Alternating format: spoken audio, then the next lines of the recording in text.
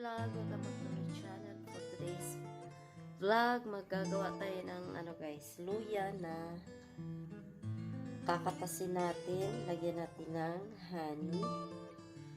Honey siya, honey. Ako kaayo guys. Then,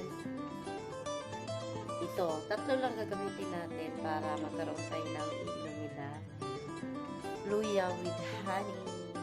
Ayan, so, isahan na natin.